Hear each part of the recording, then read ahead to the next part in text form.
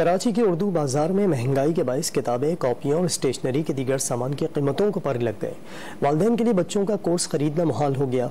उर्दू बाजार से कोर्स की खरीदारी के अहवाल सैयद वसीम की रिपोर्ट में। कराची के उर्दू बाजार में हो रहे हैं वालिदैन परेशान। वजह है किताबें, कॉपियाँ और स्टेशनरी के सामान की आसमान से बातें करती कीमतें। 150 रुपए फी किलो वाला कागज 250 रुपए में मिलने लगा तो किताबें और कॉपियों के रेट 50 से 100% तक बढ़ा दिए गए। 300 सफात वाली नोटबुक 170 से 250 रुपए की हो गई। 500 सफात वाली नोटबुक 280 से 350 रुपए की हो गई। दुकानदार सामान के महंगा होने की वजह LCs की बंदिश को करार देते हैं। बहुत महंगा कागज है भाई, बहुत महंगा कागज है।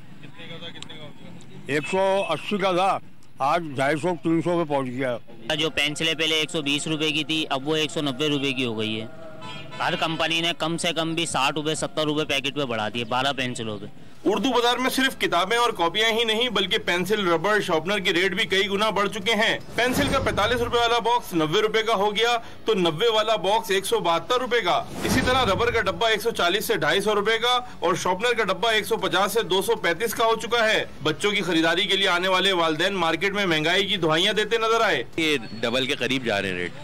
अब ये है कि देखिए जिनके 3-4 बच्चे स्कूल में पढ़ रहे हैं तो उनके लिए बहुत मुश्किल है कि वो आए फिर सब बच्चों के लिए कोर्स की कॉपियां किताबें लें। बहुत महंगा हो गया, मुश्किल होता जा रहा है। दरस व तदरीस का सामान महंगा होना तालीम से महरूमी का सबब बन सकता है, जिस पर हुकूमत को खुसूसी तवज्जो देनी चाहिए। कैमरामैन कासिम खान के साथ सैयद वसीम, डॉन न्यूज, कराची।